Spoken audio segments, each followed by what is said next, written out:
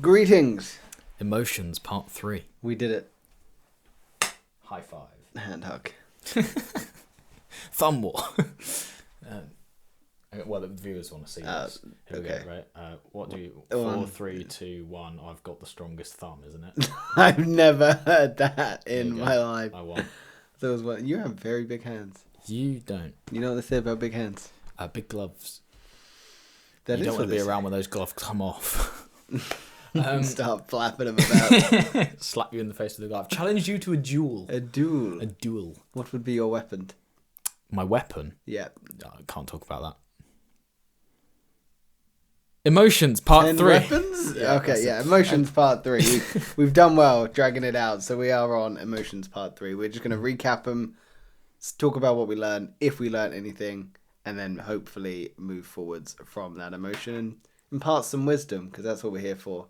When was the last time you felt angry? Was probably 2 weeks ago when I didn't upload my YouTube videos at the correct time. For those of you who don't know, my Will Taylor channel, all my videos go out at 5:45 p.m. every single day without fail. But I failed twice, 2 days in a row, and that didn't make me very happy. Yeah, you didn't want to be around me on those days, because it's nothing but a failing on my own organisational skills. That's all it is. It was a scheduling error both times. I noticed on day 1, fixed the scheduling for that day, but didn't think to look at the video above it, which was scheduled for the day after the next day. So didn't go out. And I caught them late both times. So it's an hour and a half before I noticed that they weren't out yet from when they should have been out. So that didn't make me very happy at all. But I fixed it. I got over it. I think if I probably caught it like the next day, that would really wind me up. It's probably easier to disguise if you just ignore it, because, you know, maybe people are like, oh, actually, yeah, everyone would be like, where's the video? To be fair, I can't hide it. You've got people hiding you accountable now, haven't you? You've got such a big following. That's it. It's a lot So of you're pressure, angry but because you let them down or you let yourself down? both. Both. Like my number one priority is my audience, which is why I don't mind selling my soul for views, because if people are watching, it means they're enjoying it, which means I'm doing my job. What's the worst thing you've done to get views? That's a good question. I mean, any of my "but what are the words" are up there. I love them. They're great. Little mixed reaction videos back in the day. Classics. What else? Oh, just rinse and repeat the same open verses over and over, just because that song title gets clicks. So I found that the song 2 Days Into College by Amy Carty got, like, I could consistently get 10k views, and this is back before I had 10k subs. I was like, cool, well, that means I'm growing because I'm getting more views than I've ever had before.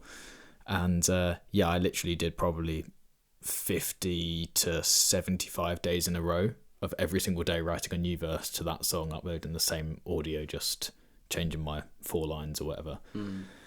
Rinse and repeat, rinse and repeat, rinse and repeat. But it taught me a lot about hooking the viewer's attention, because I couldn't rely on the audio to be different, so I had to work out how to edit and make it look better. And different things like lighting the match at the start of the video, I experimented with that, how the subtitles appeared. So there was learning stuff from it, but yeah, definitely selling my soul just to entertain people. Was it worth it? Absolutely. So the message is sell your soul. Always sell your soul, yeah. Okay. You can have no shame if you want to be in the entertainment business. But I have so much shame, Will. You're going to suffer. I am. I'm going to have to drag you through that shame. No. No one's going to want to see that. No. No one wants I think everyone wants to. Like, people love watching other people struggle. That's the other thing.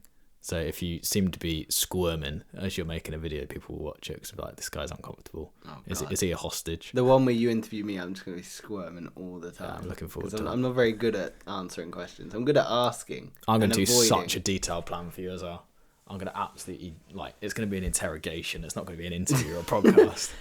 Describe your life. Yeah. Go. But you said that you were here in 2015, and you've just also said that you finished this in 2015, and then you started a new thing in 2015. So can I just see what the overlap there was? The lights blinding me. Yeah, I'll turn all our studio lights Start straight on you. waterboarding me. Oh, that's a good idea. That'll get views. Make for a good short. Tell me where she is. That'd be good. In the basement. It's always the first place to check, isn't it? Which is why you put her in the attic. I don't have a basement. I don't have an attic. Yeah, true. So when you were a child, anger, what role did, when you're in the attic as a child, what role did anger play? Were you allowed to express anger? Was that an emotion you were allowed to embrace? Was it healthy? Was it not? Anger, I don't think, is a healthy emotion anyway. So the only times I can really remember getting angry are at my brother. Like, we would fight on the trampoline when we were 8, 9, 10, 11, 12, 13, 20, 14, 15. Not 20, no. He knew I could beat him by then, but it took 8 years of... Beat him at trampolining? Fighting him on the trampoline. So like some ninja-style kicks while you're in the game. Yeah, that's it. No, it got good. I'm just picturing Mac from Always Sunny in Philadelphia, where he's just doing karate. I don't know if you've seen it. If you haven't, you should watch it. No, I'm just laughing to not... Tell the viewers when to laugh. Yeah, that's it. Yeah, that's what it is. Hold up a sign that says laugh. That's what they used to do for TV shows back in the day. Still do sometimes. And they also do it on The Interview. You've seen that one. On The Interview? Yeah, with, what's his name? Seth. Oh, what's his name? Where they go to North Korea. Oh, that's such a good show. What's his name? Seth Rogen? No, not Seth Rogen. Is it Seth Rogen? No, he's the wrestler. I don't know. Not relevant. Anger relevant. As the child. Yeah. Yeah, but other than that, like, I didn't really have anything to be angry about. I remember having a paddy once because my mum told me she was going to get a tattoo. And I threw a hissy fit. I didn't like the idea that mum was going to get a tattoo, and wrote her a full-page letter on why I thought that was a bad idea. And this was after I had a go at her in person. I got sent to my room, so I had some thinking to do. And while I was thinking, I thought I'd write a letter. How old were you? Like 4. Oh, okay.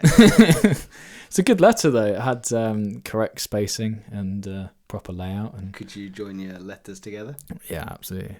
I could read at age 2 and write by age 3.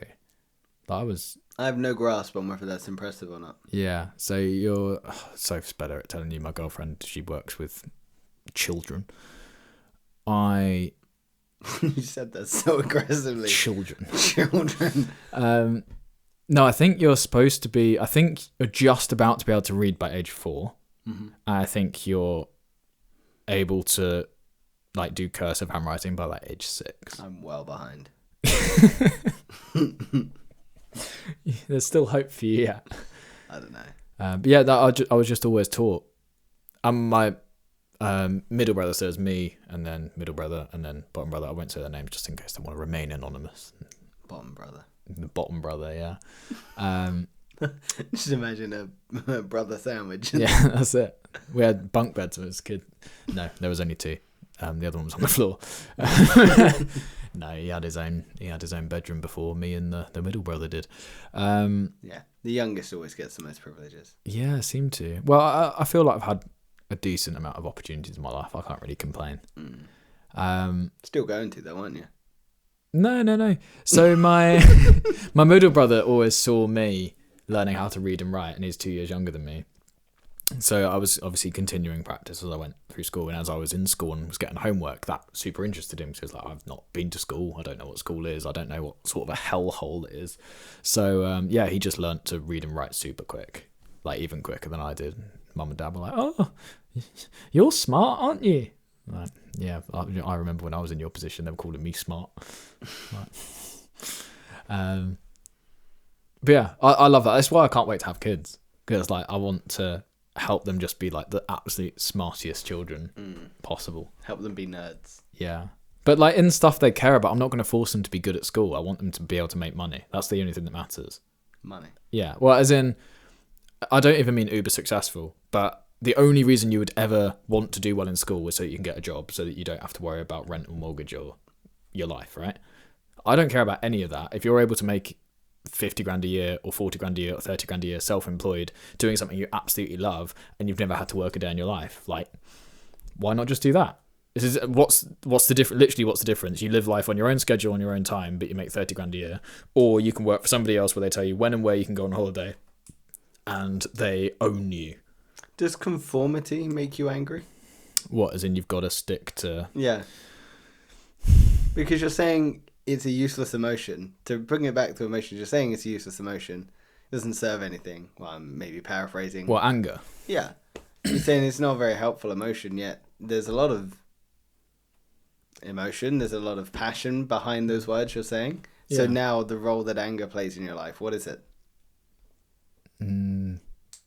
No, I use... If something makes me angry, it's something to stay away from. As in, I'm angry about the things I don't want to be near. For example, I don't want to be near a job, so it would make me angry if somebody forced me to get a job. But surely anger is just a response that the body provides you with as an emotional reaction to when someone's maybe crossed a line, disrespected you, done something you don't like. So you probably experience anger towards people you care about. Do you express that? Not really. I don't see the benefit. Like, so I express my anger, then what? My relationship with the person I care about is worse. Arguably, it's better. There's Because no if I'm angry at you or a partner that I'm with, because I feel that they've disrespected me, I can then have that conversation rather than acting on the emotion and being venomous towards the person. I can talk about the thing that's upset me and made me angry because it's disrespected me or I feel has crossed a line. And then we can work on it together to improve the scenario. So that way, neither of us feel like one hurts the other, two gets angry at the other person. Yeah, I don't do that. Like, Soph tells me when she's angry. And I sort of take it. But I don't get angry. This is the other thing. I don't get angry anymore. Like, my life's too good. It's really difficult to relate to it. So a antidote to anger is positivity? Yeah. Like, just... Life is really simple. Like, I hate to say it, because everyone's always like, oh, you have no idea. All my life I've been told, oh, Will, you have no idea how difficult life is, right? From my perspective, life is go out of school, do like 3 or 4 different jobs you hate, all the time realising that you're meant for something different and better, which I'm sure most people feel like if they're hating their job, they feel like they're meant for something better. And then just go and do the thing that is the better thing, and then have success. Very eloquently put. Just, it's not difficult. Whereas I think people, the main reason I don't know, obviously, I'm not everyone, but if you're stuck in a job, it's because of the own traps that you've put on yourself. Like, for example, if I was to have got a mortgage while I was an accountant, I would have felt a hell of a lot more stressed and would have got another job immediately just so I could pay the mortgage. Like, the fact that I was able to live at my mum's as soon as I was no longer an accountant meant that I had some breathing room on what I needed to do. I understand a lot of people maybe don't have that. So it's privilege that comes into play. Absolutely. I'm just so privileged. But what, I'm supposed to be angry at life because I have privilege? It's like, I'm sorry. Like, I'm not going to be angry at my own life. I'm very, very grateful. I've said multiple times on the podcast, I'm very, very grateful for my life. It's incredible. Like, I cannot believe my life. I shouldn't even be alive, right? So, yes, I've been in a very privileged... I was able to stay in my parents' house until I was 23.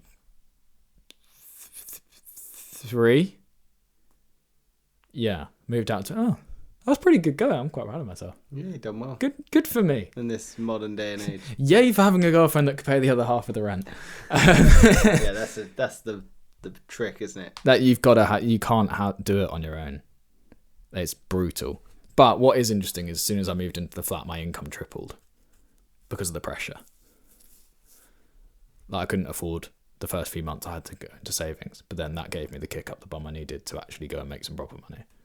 So maybe if you're on the fence and you've got like a year's worth of what would be rent in the bank, go for it. Move out, go and rent somewhere.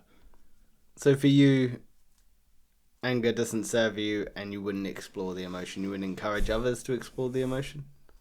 What are you... Seriously, if you're able to watch this video, what are you angry about? What you've told me is you were already, I'm guessing 10 minutes into the podcast.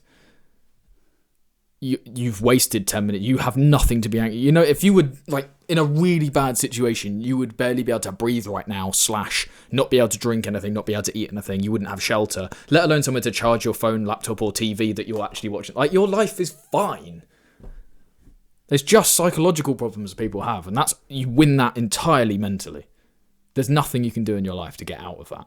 It's like you just need to actually do the things that make you not angry. Is that not super obvious?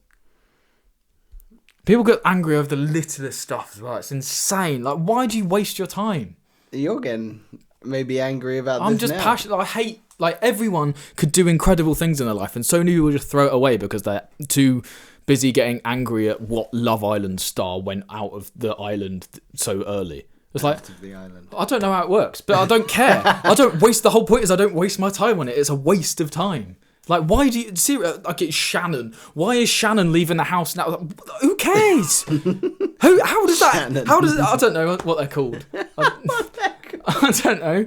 Whatever these people. But Ken and Barbie. Why are they out of the Love Island house? So who? I don't mind. It doesn't impact my life. How does Shannon and Ken and Barbie leaving the island change anything in your life? It doesn't. So just work harder. Get busier. Do things that are actually going to help you rather than 10 years from now moaning about the fact that you never did anything. Winds me out. It does. Gets you angry. No, I'm just passionate about it. But anger and passion, different sides of the same coin, surely. Yeah, but I just leave the coin passion side up. You just avoid looking at the anger side. I don't need it. So I instantly convert my anger into disappointment because I operationalize everything they need to do straight away. So I'm super passionate about people not wasting their time on stuff that doesn't improve their lives. Yeah. And when somebody tells me that they're actively making decisions that don't improve their life, then I don't feel angry. I feel disappointed for them because they don't see their own worth. Yeah, I understand that. There's a level of just maybe pity for them because you're like, wow, like there's so much potential here. Yeah. Now, everyone who has... What's the average car payment in America right now? $700, is it? Sure. Think so. I think it's $700 a month. If you didn't have a $700 a month car payment and put all of that same money, because you would have it, because you're currently wasting it on a car, and instead you're driving like a, really nice one, but you could just drive like, any other car that you just pay for. It's $1,000 or whatever, £1,000, wherever you live in the world. Like, you would literally be worth £2 million. And that is extremely conservative by the time you retire, if you're in your 20s. Are you suggesting investing it? Is that what you're saying? Absolutely. Money that they would have spent monthly on the car to put...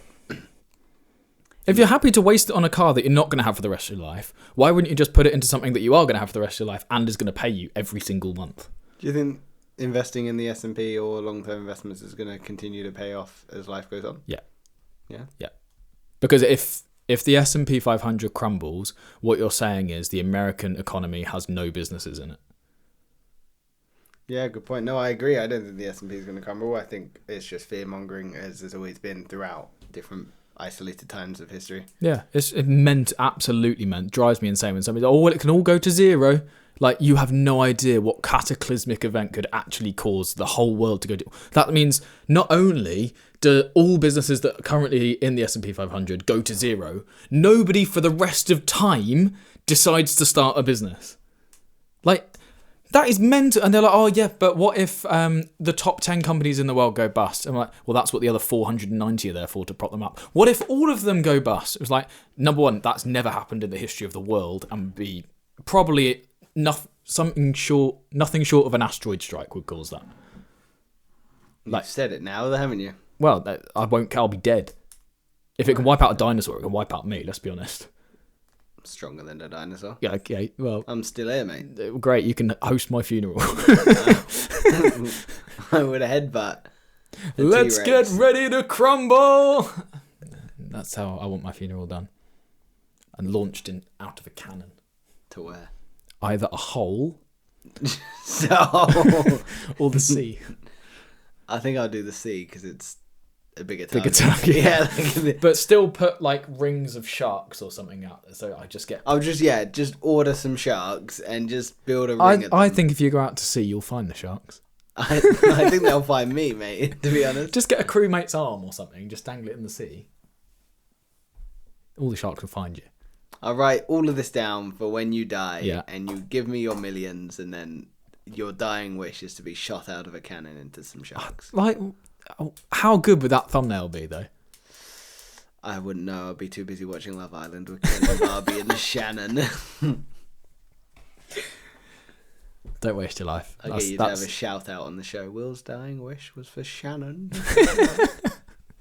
Yeah, no, don't waste time, people. Don't waste time. Just crack on. Do the things that you're supposed to be doing. Everything that everyone knows as well what you're supposed to be doing. Like, if you're sat down watching telly, you're telling me you can't think of anything that you could do instead that would benefit your life. I'm talking as little as pairing socks, firing up what washes clothes. I don't do it, so does it? the genuine confusion on your face. A washing machine. What? Yes. Fire up? No, that sounds wrong. Push on your washing machine? I don't know how it works. Maybe you need to learn. No, I'm going to struggle this week. She's away. I think I've got enough to last I walked in the room and you were eating pizza. I just assumed that's going to be your diet for the next week. Yeah. And Huel. Yeah. Go and check out the link down below for £10 off or 10%. I can't remember what it is, but yeah. Something. It's something. You get something off. That's the main thing. And it's my personalised store as well, so you see all the good flavours, not chocolate. Berry is great, and salt caramel is great. Not ice latte. Oh, God, it's horrific. Like, how can that company make both berry and that? It's like sludge. They also made cookies and cream in the black edition. I really like that. Is that nice? I haven't tried that one. I'll tell you what, the best ice cream flavours, and I will fight anyone that disagrees, is cookies and cream. Right. Or cookie dough. No. The best ice cream flavours. I've got cookie. If you say mint chocolate, I will punch you in the face on this podcast. No, that is wrong. I like cookie dough switch up, which is Ben and Jerry's. I've got some in the freezer. I'm also surviving on that this week. Nice. And fish food's quite nice. Fish food's very good, yeah. But I would argue that's chocolate and vanilla. Yeah. But sometimes you can't be the classic. But if I go to our local, very nice ice cream shop that's by the beach. Oh, yes. In there, I always get bubble gum. I do. You were going so well. I overlook cookies and cream. I overlook whatever else you said. I wasn't listening. To get bubble gum with a flake. There's so many things wrong about that. Normally, it's. I don't want to even unpack the mental illness that needs to go into that decision. No, it's because I know I can get cookies and cream by going into Tesco's. And I know I can get. So you go, I'm going to pick one of the worst flavours ever created. No, I want to. Because I can. No, it's just blue. So you like it because it's blue. Yeah. Tell me you're autistic, right? Tell me you're autistic. I like the colour. It's vibrant, isn't it? Keeps your attention. Whereas like vanilla is like. I don't need my attention to be focused on the ice cream. It's just not, and also it stains white tops. Just listed a negative. No, but that's cool, isn't it? 'Cause then it's a story for the future. You've got a white top on, and you're walking out with your mate. It's like, oh, you've got something on that top. We're like, yeah, this was the time I ate. And then you remember where you were. Yeah, and then I go, did you not wash your top? No, but you wash it, but blue would stain white, wouldn't it? And then you just go get some like detergent and some. I didn't even know how to fire up what was it called again? Fire up. You're gonna go stoke it with some coal or something. I don't know how it works. I think there's water involved. Maybe. I would honestly, if I was back before, what were they? Dishwasher? No. Washing machines. If I was around before washing machines, I would be the first person to like try out smoking clothes clean. I like the smell of smoke. There's got to be a way. The reason we wash clothes right is to get rid of the smell, isn't it? That's the main thing. It's got to be. Okay. We're just going to run with this premise. I want to see how far you go with it. So I wash my clothes because I don't want my clothes to smell. Okay. Right? And also, I know if I smell, my clothes provide an extra layer against that going out into the world. Mm-hmm. So it's a two-way barrier of protection. I like the smell of smoke. And I've never had a deodorant that could outpower smoke. I would just use smoke as the... I don't think it quite solves the problem of cleaning the clothes because they are smoky, but that's okay. That's one of the things you have to give up. It's like I don't like the fact that I would have what do you put in washing. Do you mean like laundry detergent? Sure, whatever that is. How do you deploy it? Well, some people use powder, some people use pods. Right, so if you use powder and pods on your clothes, then that's a sacrifice that you have to make. You have to use those things, right, to clean and de-smell your clothes. Whereas the sacrifice I would have to make is they just wouldn't be clean. They would just smell like smoke. So it fixes the smell problem because you just smell like smoke and nobody hates the smell of smoke. We've gone so off the rails. It makes me angry that I don't know how to do the washing machine. Maybe you need to learn. Yeah, maybe you could show me if you like.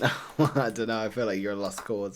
One question I do want to ask is you did say like it's a negative emotion. Before you started talking, you said negative emotion. Yeah. What makes an emotion negative and what makes an emotion positive? If it's not productive, then it's negative.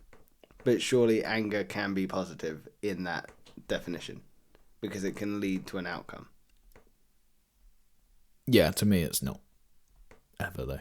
Because it doesn't help you towards work. Yeah. So you're well, anything like how does me being angry towards my girlfriend about anything she does actually fix it? What actually fixes? Because it starts a discussion. No, but that's what fixes it though. That it's the discussion, and you wouldn't have the discussion without the emotion. Is the discussion more likely to be productive if I go to her in a calm, well-reasoned manner, or if I start shouting at her for something? But you're not acting on that anger. You're not there like going to just embody anger when you're talking to her. You are going to experience the anger, understand why you experience the anger, and then once the anger has subsided, you're going to portray and explain the emotion you felt in a loving, caring way so it can be received. That's still anger. It's babe, still expressing anger. I was quite perturbed by the way that you behaved. You did not smoke my clothes correctly. I might try it. While she's away, I could do what I like. I'm actually going to have to hire I worry for you. Like, Soph's away for this week. I'm going away the latter. I know. I'm going to you were my... Soph said, if you have any problems, call Connor. I'm doomed. I don't like that responsibility. I do not support it. I'm going to have to call one of our other friends. Well, all two of them. Anyway, so speaking of Soph leaving, me leaving. Yeah. That means you're going to be alone. It does. When was the last time you felt lonely? I felt quite lonely in secondary school. Okay. I didn't really... I had a couple of good friends. Well, I say good friends. I feel like I was calling them friends because it was the best I had in that situation. No offence to Steve and...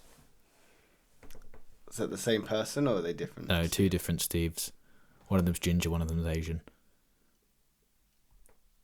There was somebody else. Isaac. Why are you looking at me like I'm going to help you? There was another Asian guy's name. I can't remember it. I don't know. Can't remember. So I didn't have many friends in school was the point. So I felt sort of lonely. So I decided to do the one thing I knew how to do to get friends in that moment, and that was to do magic. It didn't work, funny enough. It turned out I was terrible at magic and was just the kid that was walking around with a handful of cards going... We did make your friends disappear. Hey, they weren't there to begin with. I couldn't make them appear either. But yeah, so that was the last time I felt sort of lonely, if you like, but I didn't like. So went to another place where I know you can guarantee friends, and that's dance school. And I actually did meet my lifelong friends there, so that worked. And Flips gym or whatever. Flips, that's one of the reasons why I've always wanted to learn flips, because no matter where you go in the world, if you do a backflip, you've got somebody that wants to say, hey, good job, and I got free ice cream once from doing backflip. You know, Simply Italian? Yeah. I went to Simply Italian and I was, I want to say, I must have been 16. Which is quite old. And was with my brothers. And I said to the waiter before we ordered dessert, I said, well, if me and my two brothers at the same time do a backflip for you, can we all have free ice cream? And he was like, yeah, sure. So we just all did a backflip at the same time. Wow. So it's an investment learning that skill. If you don't know how to do a backflip, just do a cartwheel and then slowly throw yourself further and further backwards. And if you die, I'm not liable. Also can't sue me if you're dead. Very true. Just don't paralyse yourself. True. Difficult to do from a backflip though. It's front flips that are more dangerous. Nobody believes me when I say that. But they are. Oh, no thanks. I'd rather hold over that way. So it's something I've probably had to consider more than most people because I used to just fling myself in the air. This is very true. As an adult, have you ever experienced loneliness? Yes, loneliness. That's what we were talking about. My apologies. I was talking about breaking necks. Don't look at me like that. I felt quite alone at the end of my last relationship, but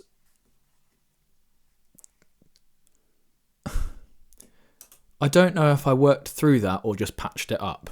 I was going to say, do you think you have coping mechanisms for your loneliness? I don't know if I... Well, the thing is, I can't really say that I patched it up because that is my current girlfriend. It's like a nice little sofa patch on there. Yeah.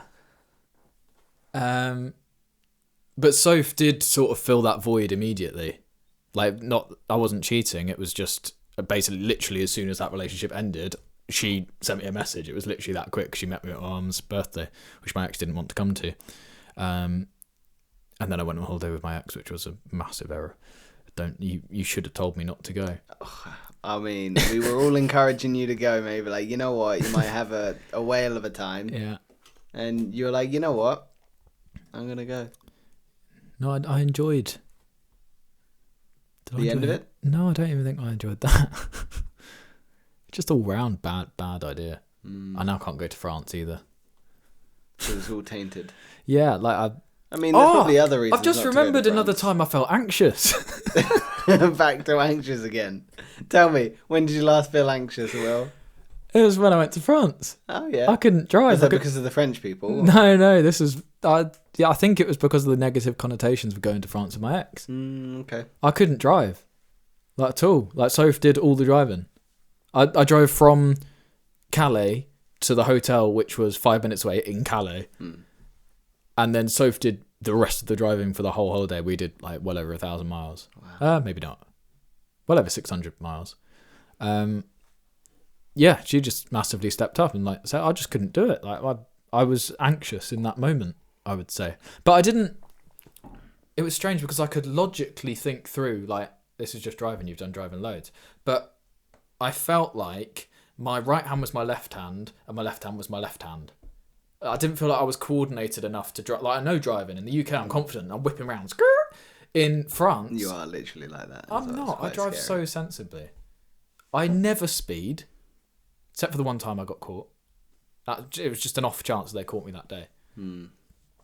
I'm really well behaved when I'm driving, and I don't know, just couldn't. I just felt like I was sort of driving like that. That makes sense. I just couldn't do it. So the anxiety took over your whole body. Yeah, and but I didn't feel lonely during that. Bringing it back to loneliness because Sophie was there for me, which was really good. But also, when I was feeling lonely as well, I was able to talk to my mum, which was really helpful. My dad still called me every day, which is really good. Just have good friends, obviously, as well. I was talking to... Okay, I don't think I reached out to you guys enough, though, to be honest. I think if Sophie ever breaks my heart, not only will I be dead, but I would reach out more to my friends around me, because I think you would be there for me more than I would probably think you would be. That doesn't mean I think you're a bad friend. It just means like I get up in my own head and be like, I don't want to bother them again. Like, I don't. Whereas I feel like no, I think you guys would probably be there for me more. So it's just having the confidence, I suppose, to reach out to the people in your life. The hardest thing of loneliness is you feel so isolated that you feel like no one cares about you, that no one wants to reach out to you, no one wants to hear your story again and again and again. When in reality, that's false. You know, if you've got people in your life that care about you, they do just want to hear how you're doing, sit in the mud with you, and you know, not try and solve it, just be there for you. But yeah, you know, if anything like that was to happen, it won't. Please, I can't go through that. No, I don't think it will. I think you're locked in, unfortunately. I hope so. What do you mean, unfortunately? It's great. I love Soph. I'm having fun. I am having fun. This is fine. I can provide a PDF document of all the things I find delightful about my girlfriend. Please check the link in the description to see it. Please write that. I would love to read it. You have very pretty eyes. I like your hair. Only when blonde. Yeah, true. I like the fact that... No, I've run out. That's it. Yeah, 3 things. We peaked. So well, did we get 3? I don't know. Hair and eyes. 2.5. Yeah. You are very intelligent. We got 2. One was a caveat. Yeah. But I think loneliness does serve us in many ways because it tells us that something's wrong or something is missing. I think we are social beings. We need to be out and supported and supporting members of our community. Absolutely. So we said it before in the actual podcast, which you should go watch, you viewer, that if you are feeling lonely or experiencing loneliness, sitting at home, dwelling on it, feeling like you can't leave the house is not going to solve anything. The hardest step is always the first one of trying to get out the house. I said to you before, when I'm feeling lonely, I don't want to go out of the house. I don't want to go to the gym. I just want to isolate myself. Getting out the house is the hardest step, but joining a club, going to flips class, going to a gym class, going to a yoga class, tennis. going to a cooking class, going to tennis. Go to Set to Win tennis. Exactly. Doing that, plug in your other businesses. So fucking rude.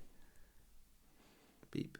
Like going out there and just putting yourself in different situations is likely going to yield positive results. And when you're out there just being authentically yourself, don't be afraid to just be who you are. You don't need to lie about who you are because who you are is great. It's true. And some of the best transformations in your own life happen on the tail end of those things. Like, I never would have had the time and energy to become a YouTuber if I hadn't gone through the loneliness and the sadness and the angers and the anxiety and the everything of not having a job and feeling down and not having a girlfriend and feeling very unstable. Like, I moved 60 miles, like, you know, lots of things. It's usually at the end of those things that you get to redecide who you're going to be. So see it as an opportunity to be like, I'm going to be the rock. I'm not going to be the pebble. Yeah, or like somebody that gets slapped up. Like, you're not going to be Chris Rock. You're going to be the Rock. There you go. You didn't like my pebble joke. You glossed over it. I was really disappointed. No, it was a good joke. I just had a picture of the Rock in my mind rather than Rock. Okay. But yeah, no, good job on the pebble joke. Thank you. But we're going to skim past it. Wow. Sorry, did that erode your confidence? Any more? Any more puns that you have? Something about chip. Kyle, you're really chipping away at the moment. Hey, that was it. That's the one. Yeah. Talk to me about your angers. My angers? Yeah, when was the last time you were angry? Do you have anything more to add to the conversation about anger? With anger, I think I said before, it's just an anger. It's just a feeling I have suppressed and not embraced. So I believe I know where that comes from. I grew up in quite a fiery household, I think is the best way to put it. So growing up around so much emotion, I feel like you either learn to embrace the emotion and be part of the emotion, or you choose to completely detract from the emotion and not embody that emotion. And I chose the latter.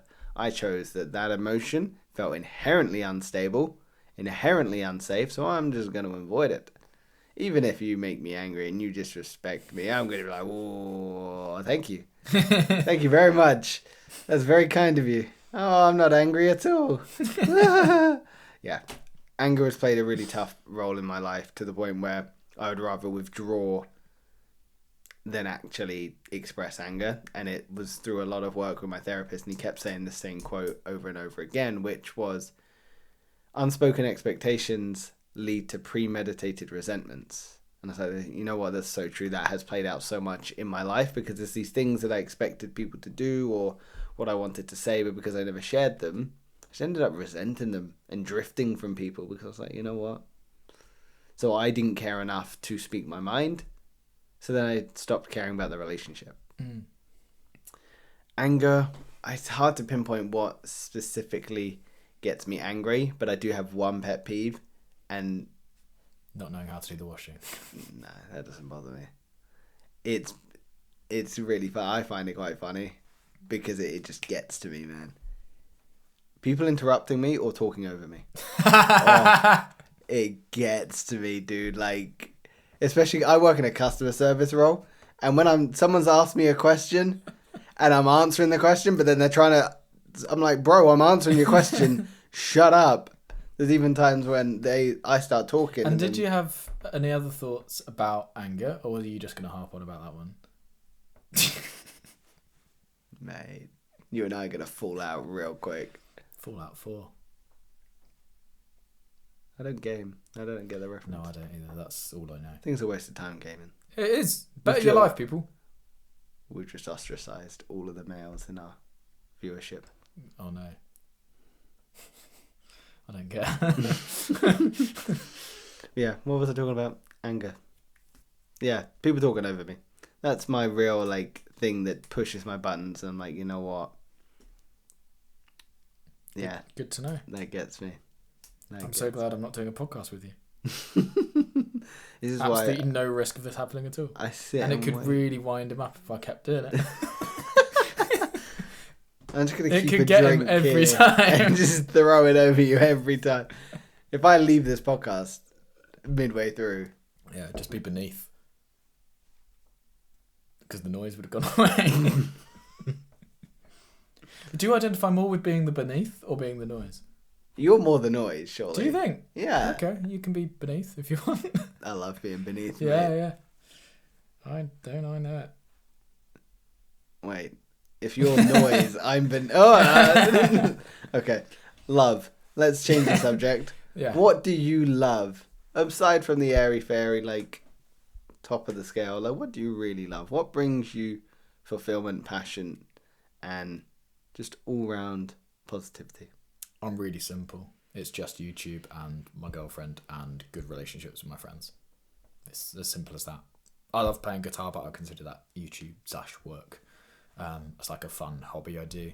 What's interesting is I really enjoy playing tennis, but it's the one thing that right now, and I've got to be very careful because I have a tendency to want to be the best at everything.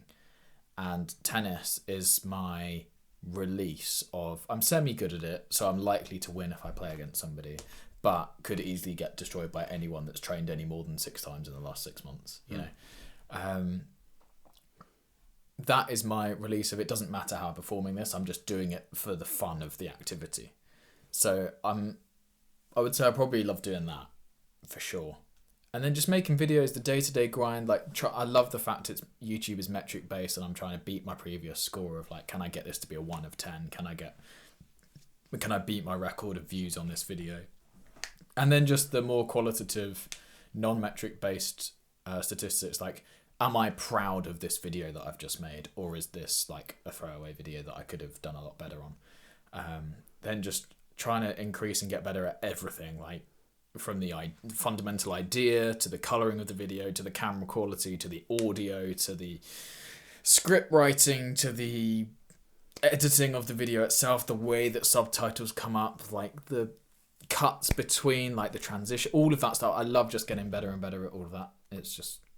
So outside of work, do you have any loves that are other than tennis? Like you said, you've got all these passions that are wrapped up around your career and what you do to make money financially. Yeah.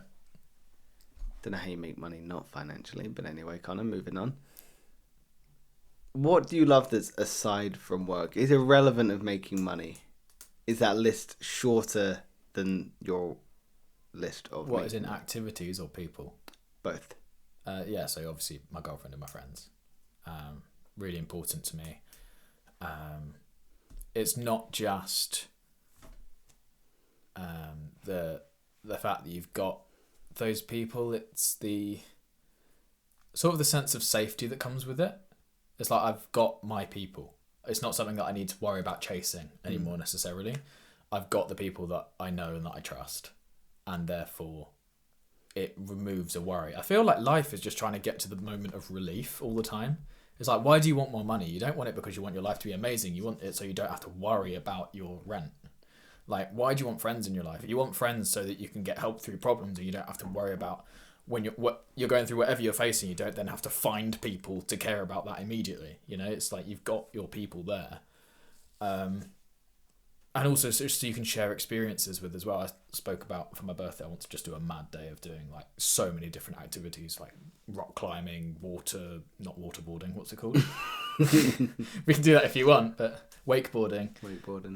Like, I don't know, paddleboarding, maybe bowling, go-karting, like loads of stuff. Keen, we need to get that booked in because your birthday's coming up hella soon. Everyone's got the 21st off. Yeah, but we need to book activities. Do you have to book? It depends. You want to do waterboarding, you got to book them. Waterboarding, you got to book them? Yeah. Got to make sure they've got the diesel in stock. Diesel? Yeah, do it properly if you're going to do it. Oh my god. Be fueled up! Yeah, so I love... Toot. I'm very happy with my friendship group that I have, and for my girlfriend, obviously. My family as well, I should probably mention them. Big fans. Yeah, it's just love all of that. But anything like activity wise that's not work related, I just don't like. Why have them? Like if you have an activity that you have done all your life, you're probably good enough that you could get paid for it. You think about if somebody comes to you with a CV and they say, I have 10 years of experience doing this, like that's really good. But whenever we think about our hobbies that we've done since we were a kid, just because we've done it since we were a kid, we think, oh, that 10 years isn't valid. It's like, you're completely wrong. If you've been drawing for 10 years and you aren't getting a job as somebody that can draw or provide some sort of illustrative purpose, so for books, for thumbnail design for YouTubers, for whatever else you like. I'm not a drawer, it's a bad example that I chose, but there's so many things that you can, you know what I mean? It's like if you're really good at tennis and you're not becoming a tennis coach helping other people how to do it, or you're not trying to be a tennis player yourself, or you're not, I don't know, being a commentator on the sport because you understand the game. It's like there's so many different avenues you can go down, and it doesn't matter if you're only in your late teens or your early 20s or your late 20s or your 30s or your 40s, because you've been doing these things for ages. You have more information than possibly some experts. But people are fearful, myself included, that if you do something you love, you're going to start to lose the love of it if you try and make a money, like career out of it. Not in my experience. I mean, I haven't been doing it long, but I also know I'm going to make more money doing this than I would have ever done in accounting. And I might do that in 5 years. But you're very financially driven. There's people that just want to do something because they love it without any pressure of it. Well, then you won't fall out of love with it because you're not doing... The only reason that you would fall out of love with it is because you had pressures to do with it that were financial. So if you remove that and you're just doing it because you enjoy it, then you'll never fall out of love. It's just a hobby. And then you can pick up another hobby, get good at that, simultaneously to doing the other one that's paying you. And then if at any point you want to flip or switch, you've already got the fundamental knowledge of how you grew that one, so you just grow the next one. It's like I know how to grow one YouTube channel, so now I'm growing another one. It's like just how it goes. I enjoy it. I wouldn't do it if I didn't. Yeah. Well, you're very lucky that you've got a career and a passion in something. We're not lucky you chose it, so lucky is the wrong word, but you have chosen to explore a love in a very financially promising avenue. But you can do it in anything. Like, let's rattle some off. Because you're right. The viewer's going to be thinking that will never work for me. Painting. You could go and paint on schools, their different values and things. But what if you're like, oh, I really like a specific type of painting? There's a museum out there that would hire you to do the thing. Cooking.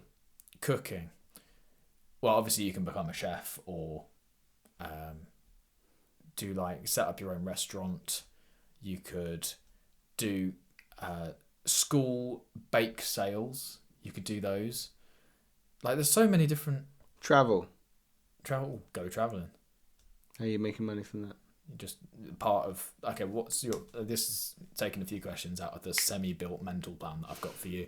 But it's like, if I was to ask you what your 10 favourite things were about travelling, you'd probably say, of one of them, some of them would be the people you met while working, while trying to earn enough money to do the thing. So I would say part of travelling is working and getting the... But if you just constantly enjoy just being on the road 24/7, go and be on the road 24/7. Work the odd job. Okay. You can make money literally doing anything. You just need to lower... If you can't have it one way and the other. You can't have your cake and eat it too. You've got to decide, okay, if I'm going to be just travelling 24/7, there's a high likelihood I'm not going to be a millionaire unless I do a sideline activity like document the whole thing. But if you don't want to do that, then you can just get by travelling your entire life, but you're not going to have anything financially to show for it at the end. But if you're okay with that and you just enjoy travelling around the world all the time, like, you'll probably find that you can get a job in a nice, cheap country and just live there. Like, great, you've won. It's just understanding what your goal is. Have you seen on Instagram, there's a guy that's walking around the world.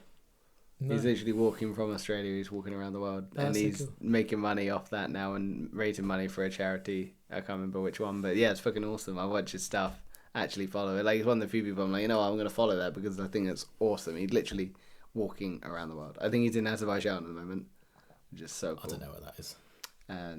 Near Georgia. Near Turkey. Oh, yeah. Kind of near there. I've been near there. Have you? Been to Rhodes. Oh, yeah. I've seen Turkey, but I've never been in Turkey. Great. Yeah. Love. No, I think there's a lot of... I think love plays a very strong part in my life. You know, I think I'm very much guided by what we love. I think we all are. You know, ultimately, that's what we want to do. We want to find our North Star. We want to find something that does light us up every day. I think you're right that we should try and do something that we love and we enjoy day to day. If you're waking up day to day and you don't find passion in it, then it's a shame. I understand there's circumstances where you have to provide first. I totally understand that. I think I'm a bit more lenient and empathetic than you are in that regard. But I'm empathetic to it. I just don't just say I'm like, at the end of the day, you just need to make a decision. That's what it comes down to. Yeah, that's very true. But no, for me, love, I got loads of loves and I'm very grateful for them. And I like to explore them all. But the problem I've had is I like to do so much and it's really hard to do all the things at once. In what way?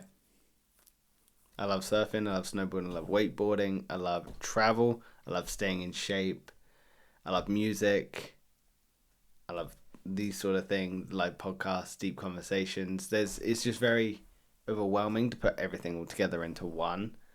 And sometimes the two just don't work together. I do like earning good money as well. Like, at the moment, I earn quite good money. I'm quite fortunate in that regard. And when I was a snowboard instructor, I loved it. But financially, it's tough.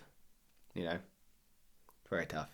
I mean, as it is, I'm considering buying a MacBook Pro. Just dropping $2,000 on a MacBook Pro. Money. I can do that now because it doesn't even matter. Like, it doesn't affect me financially. But as a snowboard instructor, there's absolutely no way I could do that. You know. So it's very tough indeed. So what would be more motivating, do you think? Positive emotions or negative emotions? Again, you've branded them as negative is something that doesn't help you do a thing. Positive is something that propels you towards a thing. Yeah. So do you think one would be more motivating, one is more beneficial than others? Alex Hormozy's definition of motivation is the opposite of deprivation. So you are most motivated when you are deprived of something. Thank you for suggestively I didn't realise your foot was that far forwards. Yeah, I'm sorry, I'm very chilled out now. I've burnt off my energy in the earlier part of this conversation. It's because you're talking about Hormozy as well. You're like, oh. Yeah, just chill out, be a bit hormosified. Do I have a bogey? I feel like I've got a bogey. No, I don't think so. No? Cool, we'll keep it that way. Alex Hormozy's definition of motivation is the opposite of deprivation. So you're most motivated to go to sleep when you've been deprived of sleep for 3 days. You're most motivated to eat when you haven't eaten for 2 weeks. So it's the yin and the yang. Mm-hmm. So I think the negative emotions are the most motivating, but I think the positive emotions are the thing that make striving towards the thing bearable.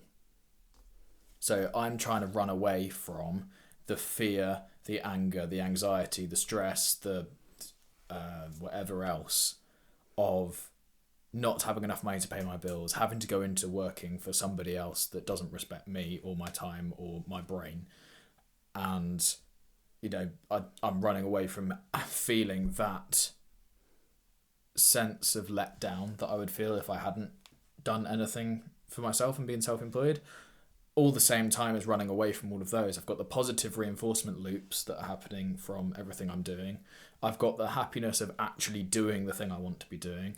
I've got the gratitude for the fact I'm able to do it. Like all of the you have the positive things that reinforce everything, and you have the negative things that you're running away from. So you're just undefeatable. Whereas if you give up and just get the 9-to-5 job because it's safe and it pays you, I don't know, 25 grand a year or 28 grand a year, whatever the average is these days, then you're going to be sat in those emotions and helpless to get out of it without relying on getting a pay rise. It's like you might feel job satisfaction working for that, but at the end of the day, how much more job satisfaction would you feel if you could do exactly the same thing, but do it on whatever hours you wanted, and you could have 10 weeks holiday a year instead of 4 weeks holiday a year? It's like, just self-employed is way better. Just be self-employed. It's easy. Just a theme for you, isn't it, on this podcast? Be self-employed. Honestly, everyone's life improves if you're self-employed. Everyone's. Could everyone be self-employed though? The world Absolutely. wouldn't function if everyone was self-employed. Yeah, it could. What about all these businesses that need employees? Yeah, they'll suffer. So you've just disproved your own point. No, but the way you go about being self-employed, so if you're thinking about going into an industry, maybe consider working in that industry for at least 2 years first, so you understand it and what it's actually like, rather than just the idea of it. So that could be the person who wants to start a mobile phone company works in the sweatshops in China or whatever, putting together the last detail on the iPhone, just so you understand that element of the process, you know. But yeah, no, you're right, it doesn't work for most people, but my advice isn't for the most people really. Like it has to be directed towards everyone that's watching, because I would hope that you've got a brain cell if you're watching this. But being employed for somebody is not your way out. If you get your dream job at age 18, say for me it was an accountant, it wasn't my dream job, and I got it at 21, but I get that, and so I was put 50 grand a year one, then the production or the progression through that company is like I get to work my way up. So first you're like an associate, and then you work your way up and you're like a junior, then you're a senior, then you're a deputy manager, then you're a manager, then you're a junior partner, then you're a senior, well, a regular partner maybe a senior partner, and then you go up and you're like a full, you're managing partner, say, of the accountancy firm, or you're CFO of the accountancy. Great. But you are now fully capped. That's the maximum you're going to earn. Yes, it might go up by 10% a year, but you could make a hell of a lot more if from age 18, 19, 20, 21, 22, 23, 24, all the way up to 35, 36, 37, 38, 40, not 39, let's add that one in there. Because what you get when you're self-employed is full market price. What you get when you're employed is whatever wage they pay you. So even if you're salaried, if you average out what your salary pays you per the hour that you work, so I worked out as an accountant, I was getting £7.40 something an hour.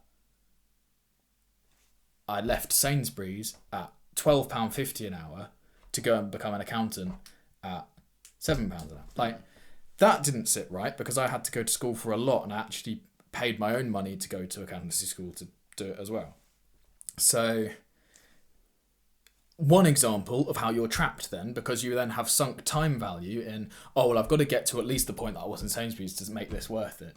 And then it's like, then you get there and you're like, I've been an accountant for 5 years. There's no way I could possibly go out and be an accountant by myself, because I'm working my way up this. It's like, no, you would have got if you just went self-employed. So I went as a self-employed accountant straight after I left, and I got paid £30 an hour immediately, full market price. And I was doing it for a record label. Like, worlds colliding, perfect. And I did that in my first month of being unemployed. I set that up. Or maybe the second month. And that was over £1,000 a month. So what motivated you to do that, though? What emotion drove that? I don't know, really. Just disdain at being employed. I just know I'm better than most people. Wow. No, as in, I don't want to be pushed around by other people. I know I'm capable of making stuff happen for myself. Mm-hmm. And the number one person, the only person's opinion I really care about is at the end of the day, when I'm on my deathbed, am I going to be proud of everything I did in my life? And if the answer is, you're a pushover, you went down the safe route, and yes, you're able to get a mortgage, and yeah, excellent. Then you trapped yourself into a house with a mortgage, and then you're able to just pay using the money you got from your salary, like that. You're a failure in my eyes. Like if it's me I'm talking to, it's like I would look at myself as a failure because you didn't even give self-employed a shot, and you could have got full market price. It's like you literally earn more than 3x per hour. And that was just accountants. I could, if I'd gone for a different client, I maybe could have charged 50, 60 per an hour. I think fear is your driving emotion. I am absolutely terrified of being a waste of space. And it's the one that you've said you don't feel. It's the one emotion that we've gone through. That you're I don't feel it because I'm running away. This is it. So your biggest motivator is a quote-unquote negative emotion that you said you don't feel. Fear is your biggest motivator, Will. And that, I would agree, is probably most people's motivating factor.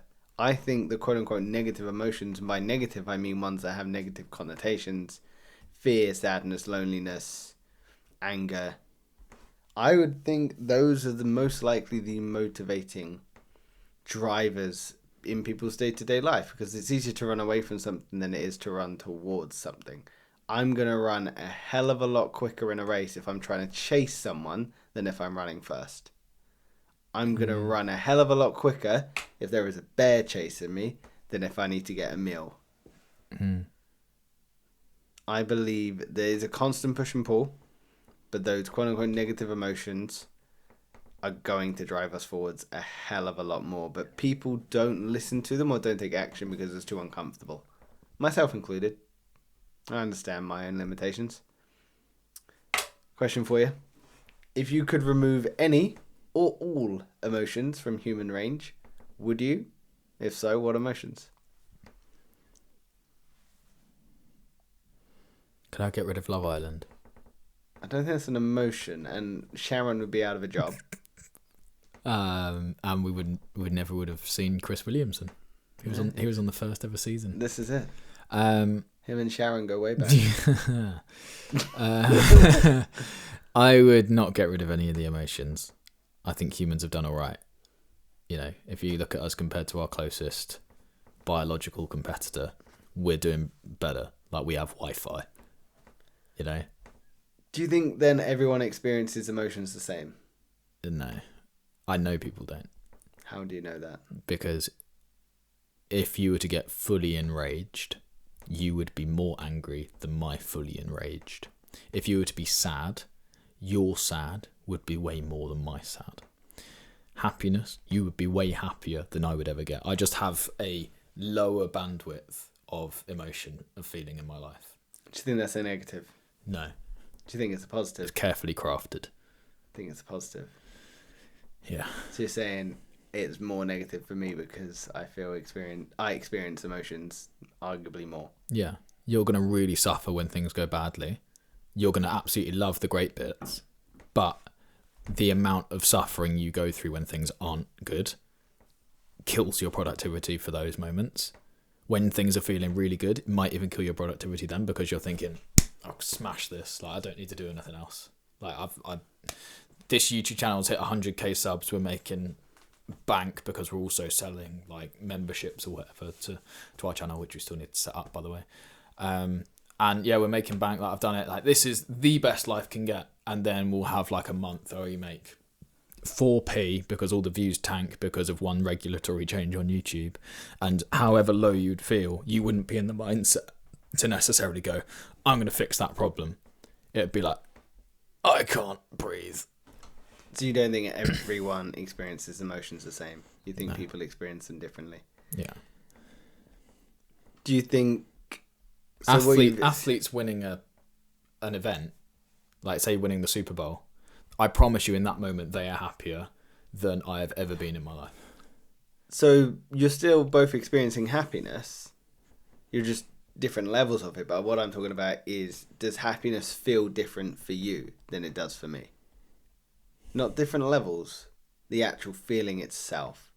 Do we experience them differently? So then almost the question is, are emotions learnt or are they innate within us? So this is a big question, a big debate as well. So do we all experience the same emotions? Are there emotions that are categorically human? Or have we learned them because they are what we have learned from other people or have been modelled to us? So Charles Darwin argued that emotional expressions are biologically hardwired into us. In Western cultures, individuals are encouraged to express emotion, whereas in Eastern cultures, emotional restraint is actually valued. So there's very much nature versus nurture in there as well. So my question is, are emotions learned or are they innate? Do everyone experience emotions the same? I'm glad I agree with Charles Darwin. That was my first assumption, is that it's fully biological. It makes sense. Like, we're growing a frontal lobe, for crying out loud. It's like that's literally to regulate the emotions. Nature chose, rather than getting rid of the emotions, it would just put in a bigger control center. It's like, you can't get rid of emotions. And our emotions felt is happiness. So the question is, if you feel happiness and I feel happiness, are we both feeling the same thing? Yeah. Yes, because that's happiness. I can say in my life I've been happy. You can say in your life you've been happy. And yes, we could be lying, but we both know that feeling that we're talking about. So it doesn't even really matter. What can be different, as I said, is the level to what you feel that. But I'm quite happy deliberately keeping my level quite low. I'm happy to not be as happy as I could possibly be if I was like on cocaine and cracked up and on meth and what are the other ones? Horse feed or whatever it's called. What is it? You mean ket? That's the one. What is it? It's not feed. Ketamine. Yeah. Isn't it horse tranquilizer? Tranquilizer, that's it. Makes them sleepy. Like, if I was on all of those, like, I'm sure I'd be happier than I've ever been in my life for that brief moment. But it's exaggerated with drugs. Like, it's literally, in biology, it's exactly the same thing as in drugs. Like, if you take a drug, it will spike your happiness and you will be the happiest possible because all your dopamine's like being, yeah, right, we're going to have a party. Then the next, like, I don't know how long the come down period is, but say it's like a week or two. It's like you were at rock bottom because you don't have any of those chemicals left in your body. Like, exactly the same thing. If you have a win and you choose to celebrate and really try and push and like have a crazy night out and boost that happiness up as high as possible, you are just going to feel the lows even worse. So when I hit 100k, I had a nice subtle barbecue. That is my level of happiness. You know, I didn't go, right, I'm just going to get bottle service and we'll go out for like a crazy night. It's like, I prefer to keep my wave of happiness pretty low. And you prefer to, I remember asking you before when we were talking about this, you like to have your big highs and your big lows. I do, yeah. I can't wait for when we get 100k subs and I'm like, right, let's go Nashville. Let's go Costa Rica. Yeah. Can't wait. I'm going to drag you along and you'll be there like we could be working. I'll be there on my laptop. You will. I'll be there surfing, living it up. I would surf for a little bit. On my lunch half hour. I'd do it. Maybe my dinner half hour if I skip lunch. Most of the time I skip lunch. Skip lunch today. Yeah. But Will, that was emotions part 1, 2, and 3. Do we have any more for 4? No. We are done. We've peaked at 3. Nice. That's pretty good going though. Yeah, we've done Proud well. of us. I am very proud of us. We've talked a lot. Some more so than others. I did really rant this I love it. I'm here for it. I'm so sorry. Our one viewer is going to be disappointed. They well gone by now. Well, it's me, mate. I'm the one watching us. Even you're watching that all the way through? Oh, okay, fair. Why? You've listened to it once. I love us. I love staring at myself on a screen. Fair dues. I just literally stare. Anytime it goes to you, I just look away and then... Fair enough. That's me editing. Always listen to my bits and just skip yours so you stop talking. Irrelevant. Oh, good point, Connor. Will, you just made a good point. Oh, well done. Yeah. 10 Proud of you. I'm going to zoom in on you. Cool. Thank you so much for watching, everyone. Make sure to check out the links down below if you like uploading music or podcasts to streaming services, and if you like not eating food, as I don't do. I do enjoy not eating food. You made that very difficult for yourself. But, Will, you know the drill. Wrap it up. With a word. Final words. Frogula. Thank you for watching. Frogula indeed. Frogula's the word.